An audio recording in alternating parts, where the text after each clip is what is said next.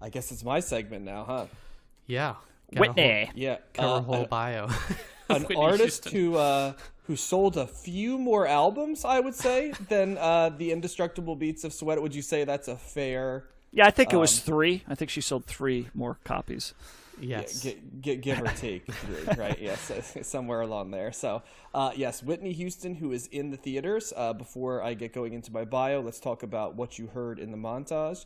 In the montage, you heard How Will I Know, which is, I think, the biggest single off of this album of many singles. And now you're going to hear a little bit of Saving All My Love for Sister hits off of this album. There are some others, spoiler alert, that are on this album as well. But before I get into that, Matt, will you run the numbers for Whitney Houston's debut self-titled album? I'd be happy. Not to be confused with her 1987 album just titled Whitney. It's Whitney Houston. So this Whitney Houston comes in at number 474 in the 1980s on Best Ever Albums, number 37 in 1985, number 3099 of all time. It is Whitney Houston's highest rated album on Best Ever Albums. She is also in Rolling Stone's list. It's the highest rated album in Rolling Stone tonight, coming in at number 249. And in Best Ever Albums, she is ranked as number 1,256 overall artist in Best Ever Albums, which seems a little low to me, but there you have it.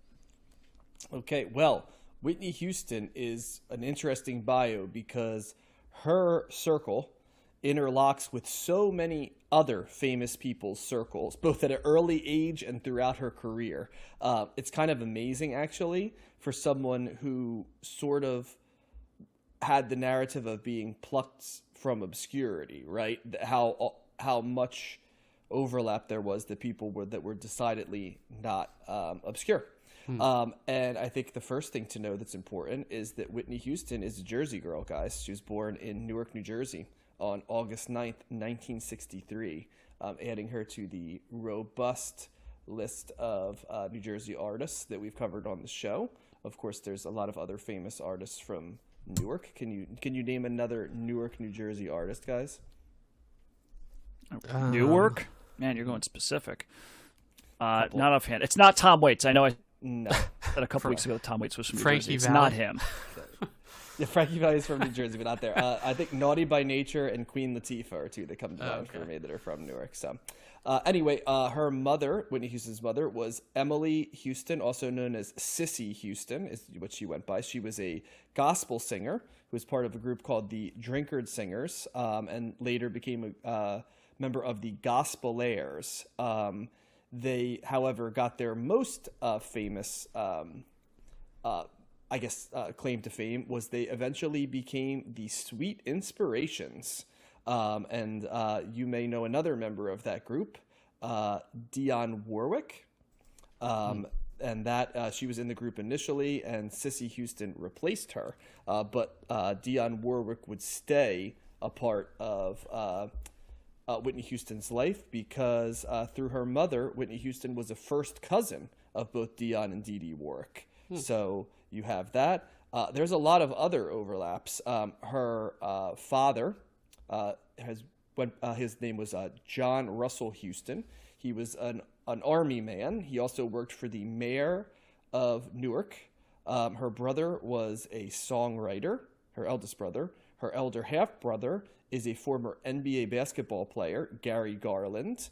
She also, like I said, there's a lot right here of people that are relatively famous. Her godmother was the singer Darlene Love, and she always considered Aretha Franklin to be sort of like a honorary aunt for her and was very close to her. So there were a lot of very, large, African-American female artists around Whitney Houston at an early age, right? Aretha Franklin, Darlene Love, Dionne Warwick, there's a lot of these people that are singers.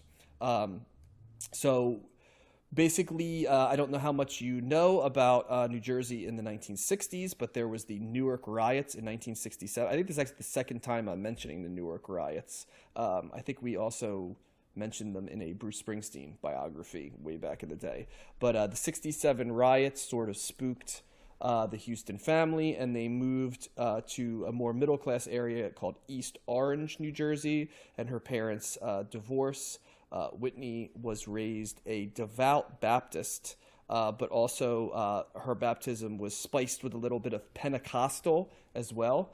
Pentecostal, I always think of as sort of like the evangelical church in the sense of evangelizing. That's what I'm going for. Kind of like speaking to your faith, right? Whereas Baptists are a little bit more buttoned down, I would say. So it's kind of a mix of buttoned down Baptist with a little bit of, speaking in tongues is what I think of, like Pentecostals, right? Like stuff like Snakes. that. So yes, it's kind of like a mix of the charismatic, right? Maybe that's a diplomatic way. Charismatic, we'd say Pentecostal, with Baptists who are sort of like the people that don't drink at weddings, right? So it's a mix of both of them.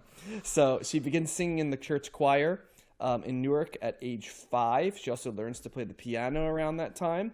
And by age 11, her talent had become pretty clear, and she was the soloist for the gospel choir. During this time, she becomes well known for her singing and transfers to an all-girls Catholic school in her 6th grade year.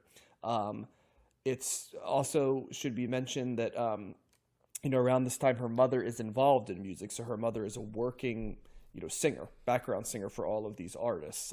We mentioned some, Aretha Franklin, Dionne Warwick, but Van Morrison, Jimi Hendrix, and Wilson Pickett are some of the other ones that she sang backup for. And basically, I guess the best way to fast forward a little bit in the origin story is that she's kind of encouraged to sing lead on some songs while her mom's in the studio, and as a result, some people listen to her stuff as early as 1978, believe it or not. So she's in her like mid-teens at this point. So she kind of goes and contributes background vocals for Shaka Khan and Lou Rawls on a couple of their albums. And she becomes friends with a woman by the name of Robin Crawford. And Robin Crawford eventually becomes her personal assistant, and somewhat more, I guess, controversially, scandalously, the different stuff. It has long been sort of speculated that they had been lovers at different points too. It was such a rumor that like they actually had to deny it to the press in 1987.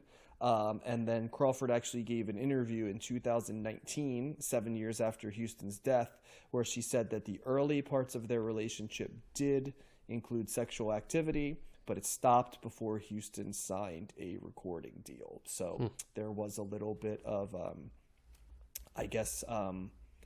non-linear, non-traditional sexuality, you know what I mean, in terms of different things along the line. But obviously both the era that it was in, the affiliation with the church, the squeaky clean image, right, that Whitney Houston had, obviously those were all complicated factors for, kind of being on a sexuality spectrum, right, that would have done stuff there. So Whitney Houston actually becomes a fashion model. I don't know if you guys knew that. She before she ever became, famous singer Whitney Houston, she actually was a fashion model. She had been discovered by a photographer who, the story is that she was filmed, her and her mother, during a performance she was giving for the United Negro College Fund at Carnegie Hall.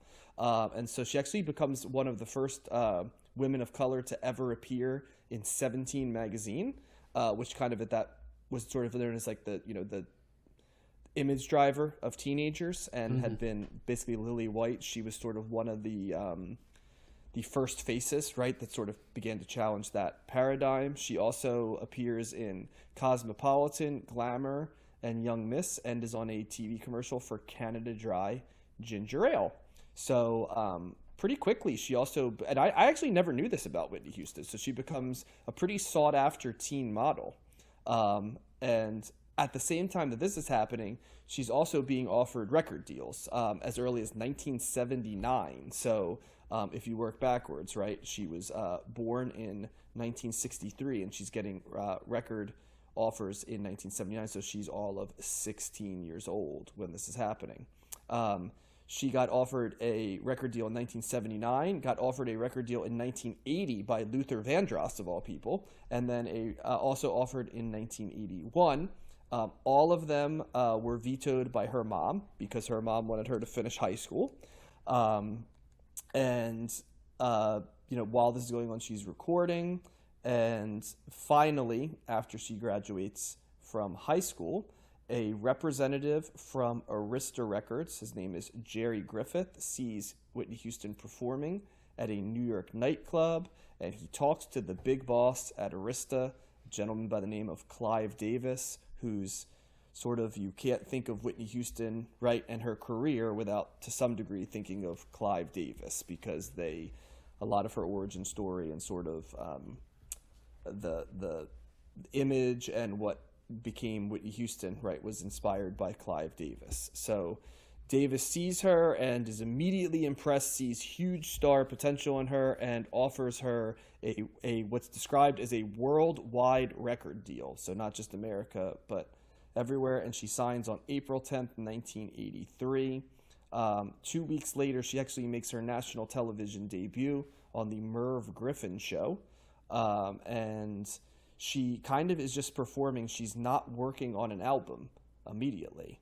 The reason is because the label was kind of scared that she was going to be signed away, which I don't know. Like, if you sign somebody to a record contract, right? That's what I couldn't quite understand. If you sign somebody, right, how can they sign you away? But Davis during this time is collecting material, producers for the debut album. I think famously there was a period where Whitney Houston wanted to write her own material, and Clive Davis kind of said to her, you are like the ultimate pro in singing, and these are the ultimate pros in songwriting, so why mess up a good thing? That was kind of the sort of the general thesis, right, of her career to some degree.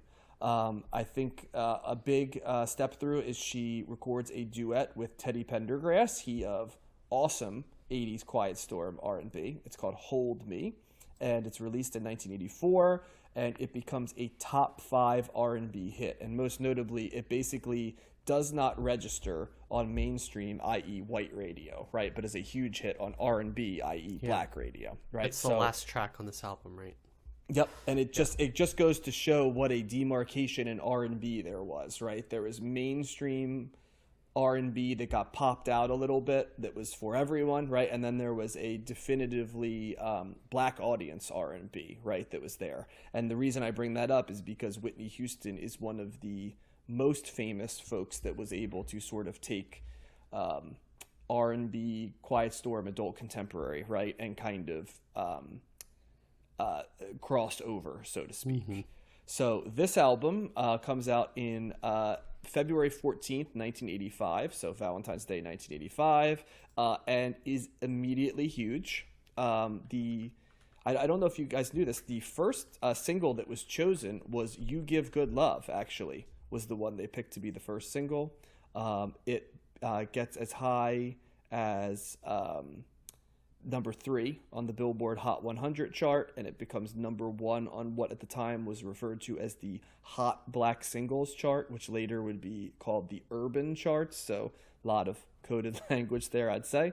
And then Saving All My Love for You comes out next.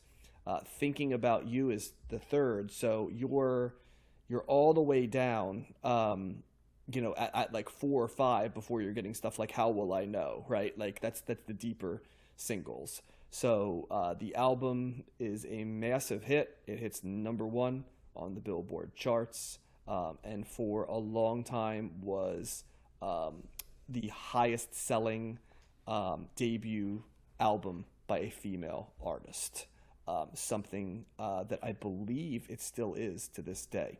So and Whitney Houston was sort of considered to be one of the first artists on MTV, female artists. There had been a male presence in this, but the female artists who ushered in the pop R&B sort of dance hybrid, right, female fronted, along with Madonna and Janet Jackson, are considered some of the other ones who occupy that lane. So there's a lot of other stuff I could talk about on this album. After this one, she goes and does the album Whitney, which is also gigantic. She wins a boat ton of Grammys along the way. I'll probably postscript some information because obviously Whitney Houston's life has like a meteoric rise and unfortunately sort of a tragic end and a middle that had its ups and downs there. But before I get there, let's talk about this album. I think, Josh, you get first bite of the apple here.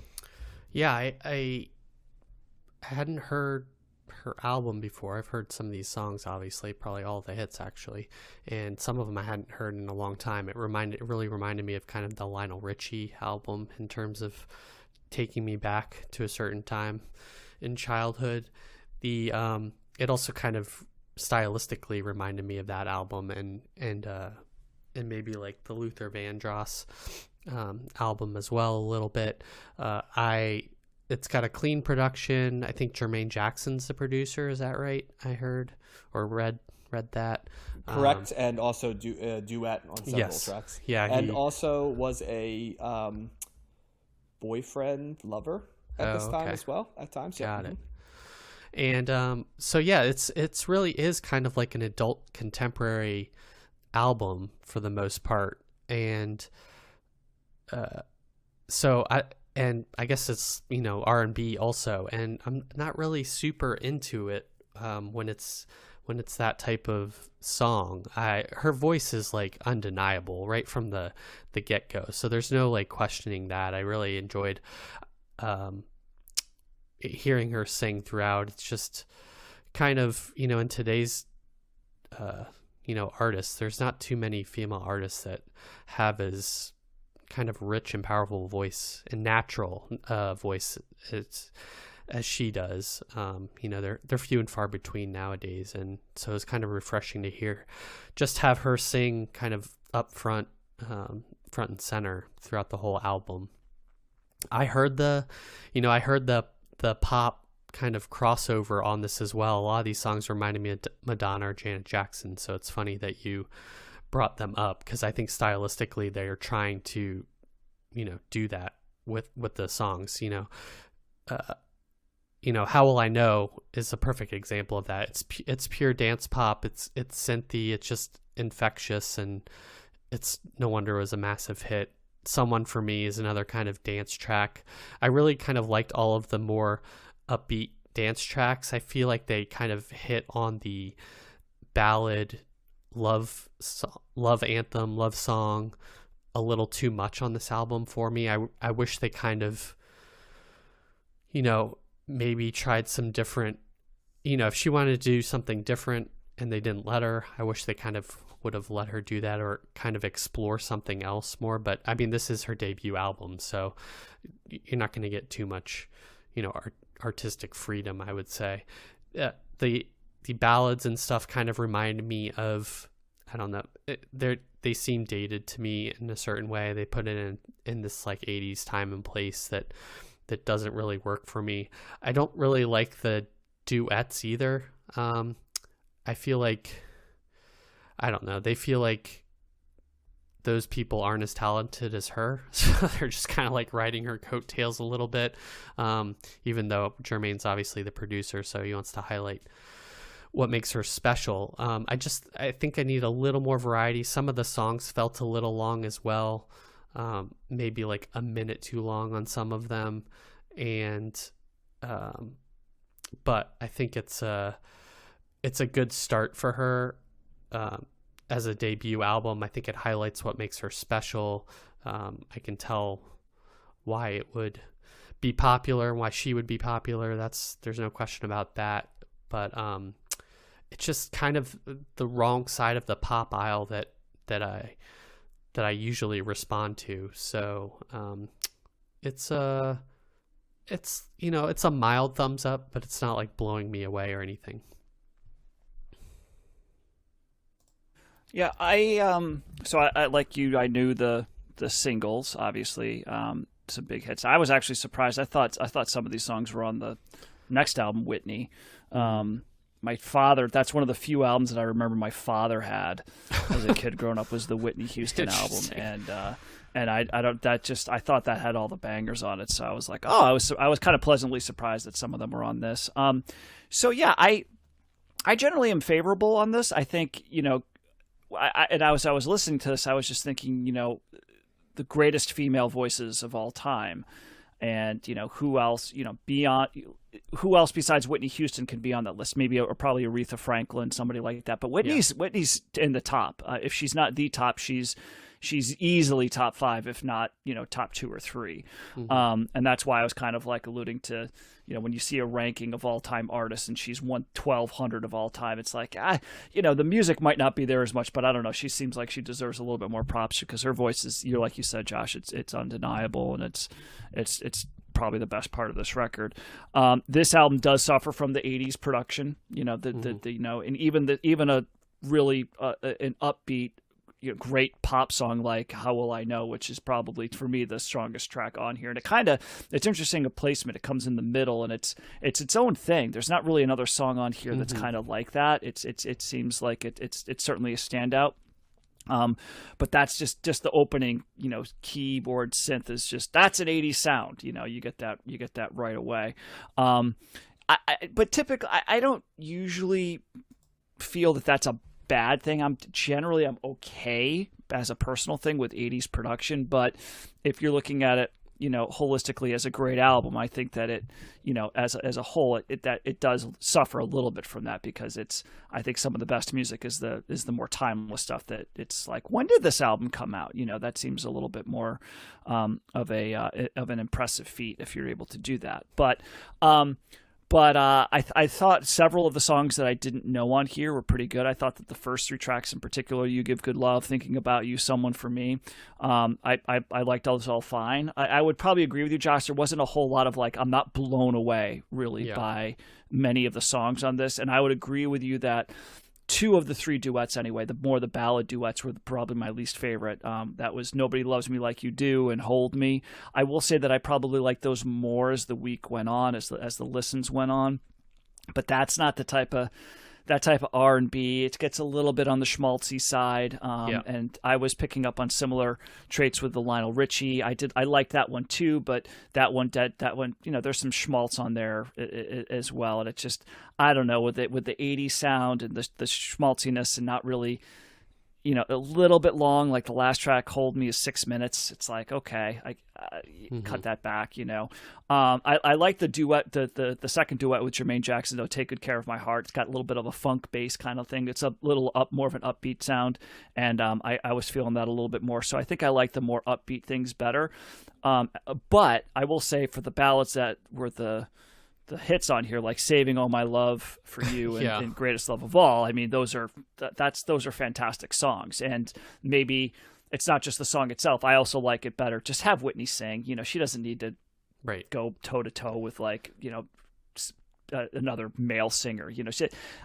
She doesn't need that. You know what I mean? And I think that was a little bit of a downside of this. But those are great songs. I mean, her voice is just so incredible. She just belts it out on those songs too. She's able to let it fly, and so those are certainly standouts for me. So I thought it was funny. All at Once kind of struck me because there's several key changes on that, and normally I like a good key change, but I thought that was interesting because they do the first key change at before a minute and a half. They just get right into it, and it almost was too much. I thought, I was like, wow, they did that key change. Usually you do that towards the end when you're trying to build it to the crescendo, and they just threw it right there in the middle, and then they did it a couple more times at the end, and I thought that made me laugh. I was like, wow, that was an interesting choice, and it made me kind of rethink how I feel about key changes, because I think they're probably better served at the end. I don't think you do them a little early. You're kind of, I don't know, you're it's a little premature, I think, but that was still a good song anyway. But so yeah, I think I'm relatively thumbs up on this. There's some hits and misses on here. There's some stuff that's certainly hitting me more than others.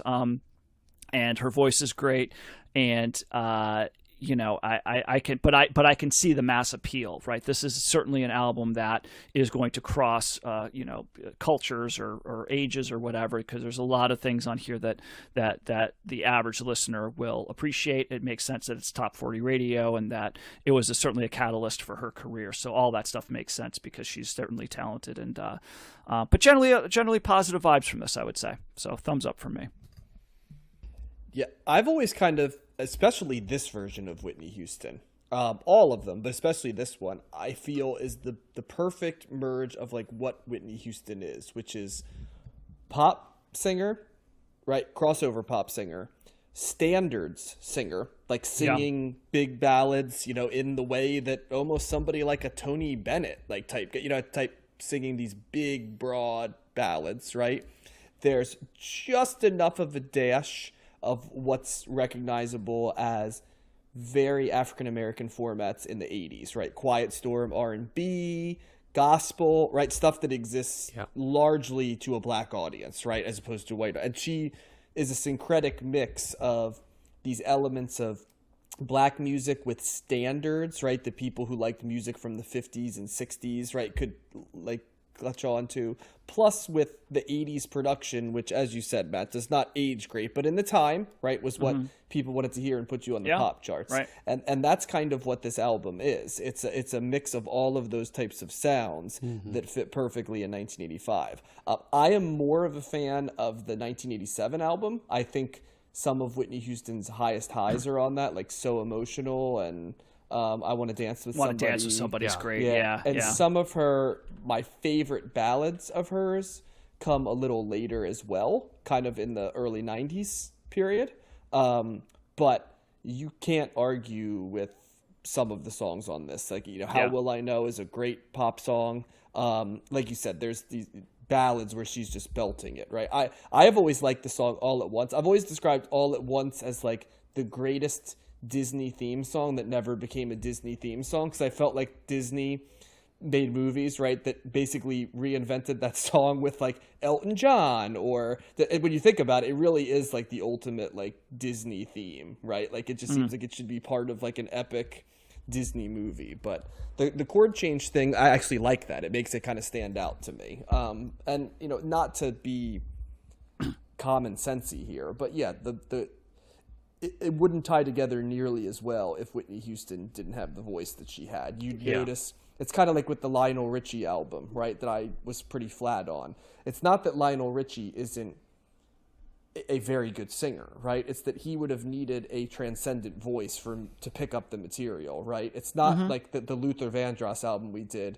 I didn't appreciate his vocal stylings, and I like that a little bit more than you guys did. But it didn't raise that level where I was like, oh, this is something that elevates the material, right? Like Whitney Houston's voice is so good, it elevates the material. Yeah. And let's be honest, like what Whitney Houston does is she lays the template for several artists in the 90s, of course, most notably Mariah Carey, who spends the 1990 to 96, right, when she sort of reinvented herself as like honey and fantasy Mariah Carey, but she's following the Whitney Houston playbook all the way to like Tommy Mottola, right, doing the Clive Davis thing, with her and reinventing it. So I mean, so she creates that lane of that to some degree. When you think about it, like there's a little bit of the same lane that like the boy bands had a little bit, where they were both singing serious love songs and also like pop songs of the day.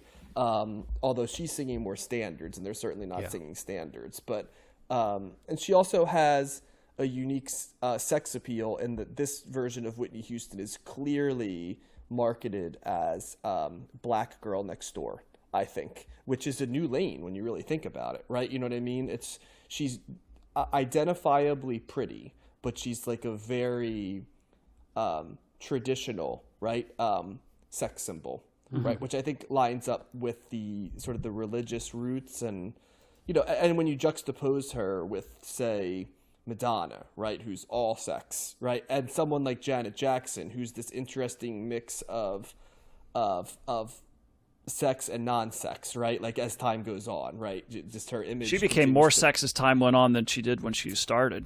Yeah, but even like Rhythm Nation, Janet Jackson is starting to get there, right? She's not all the way. She's making videos where she's in like industrial garb, right? Like buttoned up, wearing hats and stuff, but also making definitively, sexy tracks, right? And so the Janet Jackson of like fame, right, was gone by then. But they both are identifying a little bit more of an identifiable pop lane, whereas Whitney Houston is sort of a juxtaposition to that, right? Like the kind of the good choir girl, right?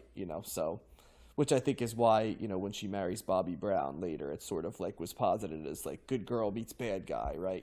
And like relationship. It was almost like wrote itself, right? But yeah, So just because how great Whitney Houston's voice is, and because of the quality of the singles, it's hard to not at least slightly recommend this album. Yeah. But I don't think of Whitney Houston as an artist that I process albums in. I mean, she is very much someone that you want to like hear the hits, and you want to see her live. And I don't know if you're like, oh, let's rank Whitney Houston albums, because I don't, like you said, it kind of 80s Whitney Houston. It doesn't really matter if it's on this one or the 87 one, or the 91 one. They kind of, to some degree, they're all identifiable, as singles, looking for a place to be sung.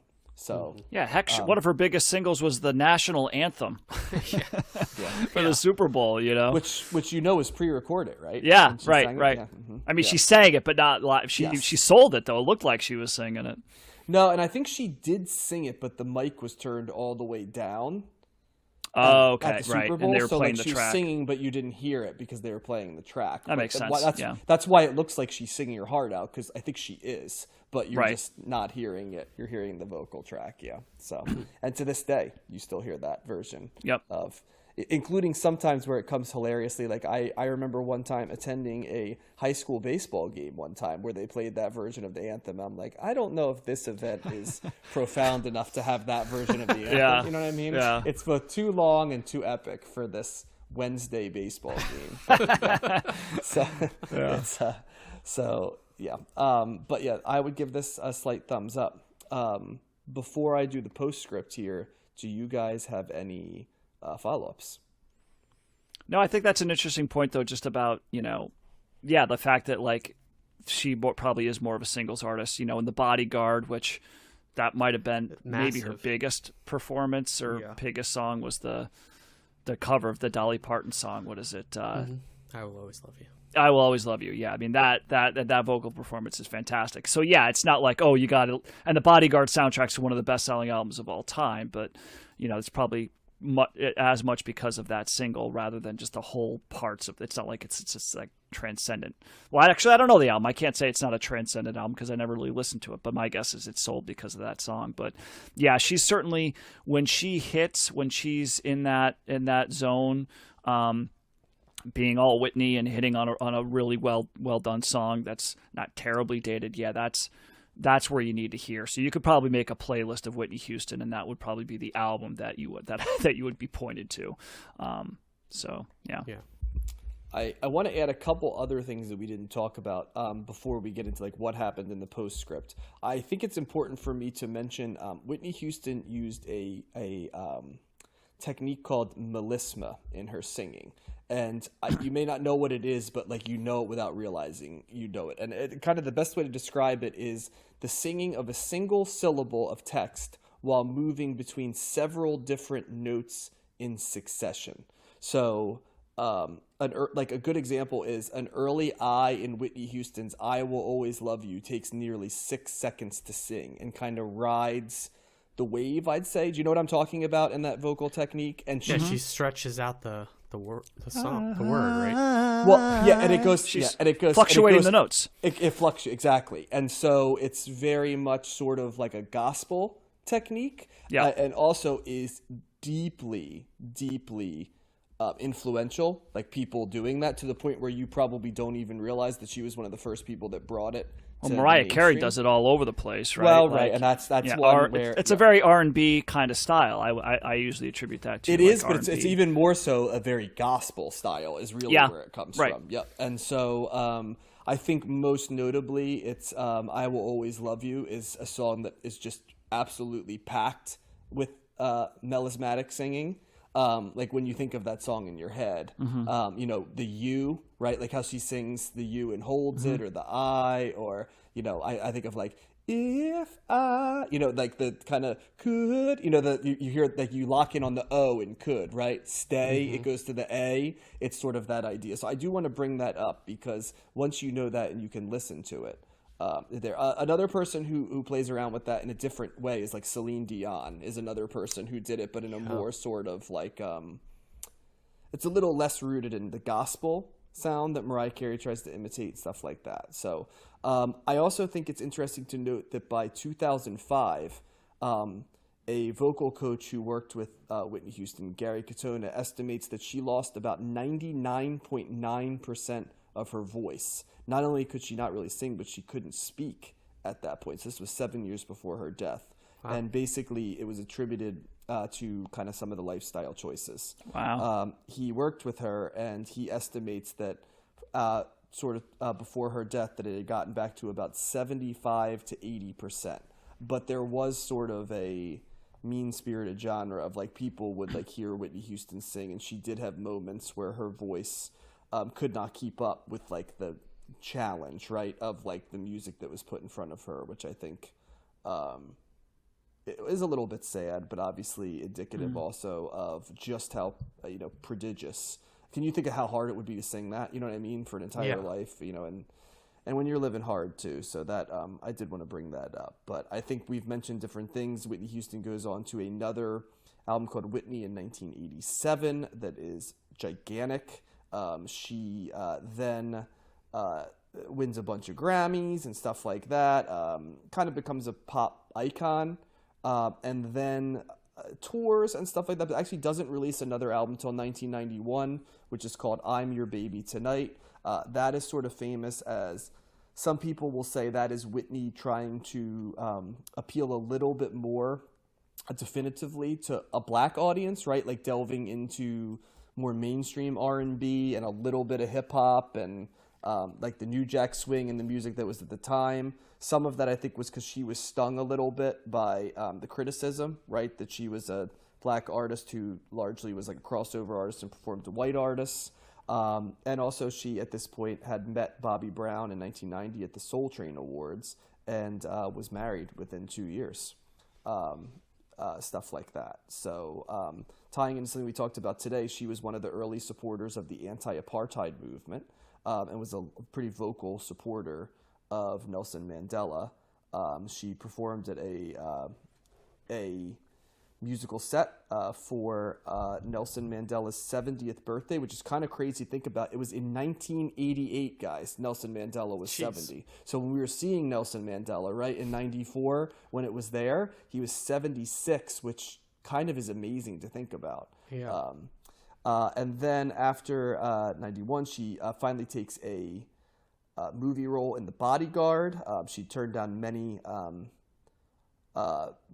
sort of movie roles before that. She does a couple other movies, most notably Waiting to Exhale, The Preacher's Wife, and Cinderella. And that's kind of what a lot of the 90s is, her doing the acting, before she comes back with My Love Is Your Love in 1998 and a greatest hits album at the end of the 90s. She does an album called Just Whitney in the early 2000s, but unfortunately, by the mid-90s is when things start to kind of turn, I think, unfortunately, a little bit. There's some pretty public instances of interviews, right, where there's questions about her sobriety. There's a lot of missed appearances and concerts. Her weight is fluctuating, and she is getting arrested at a couple different times, largely for marijuana at this point. They actually do a couple interventions, but I think one thing that really stands out is that Clive Davis was inducted into the Rock and Roll Hall of Fame in 2000, but Houston actually, who was scheduled to perform, actually no-shows the event, which is considered to be pretty significant. There was an intervention for her in July 1999 in which they attempted to have her obtain treatment for drugs, but it was unsuccessful. Even during all of this, though, she signed a $100 million contract with Arista BMG in August of 2001 for $100 million, 6 albums. Yep. So as late as 2001, right, Whitney Houston was still considered to be a $100 million artist. That's baseball player money. You got it. Yeah. Correct. And then she gets into a legal battle, unfortunately, with her father, who was managing her career. And there's just a bunch of stuff. That infamous interview on Diane Sawyer in 2002 about crack cocaine that kind of became a meme, a laugh line. I think it reads a little bit more sad in the modern context with what we now know. But Yeah, and then there's periodic things. There's periods of sobriety, but also some fall downs and stuff. And unfortunately, in 2012, she did pass away on February 9th, 2012, right before the Grammys in the Beverly Hilton in Beverly Hills. It was actually a drowning, and it was sort of caused by the combination of a heart disease that I think was brought about by some of the cumulative use of drugs, cocaine, and then a series of other sort of downer type of drugs, a variety. Gosh, 11 years ago, almost. Yeah, like Wow. a laundry list kind of what it is. So, unfortunately, would not be the last of several artists who unfortunately were accidental drownings. I think because of sort of sedatives, right, and just sort of doing stuff like that. So I don't want to end the segment on such a down note because she is such an influential artist. But there is a movie that I was planning on going to see during our winter break, but just couldn't do it. But I'm going to try to see that in the next couple of weeks, and I'll report back on that as well. Nice. John's Movie Corner. Great. John's Movie Corner. Yes. So, so I think we'll stop there. I believe this is the only time we cover Whitney Houston, if I remember correctly. Yeah, I think so. Yep. So, I would strongly urge those that may not be familiar, check out this album, but I think also check out Greatest Hits because there's a ton of really great pop standards and ballads that you can do there.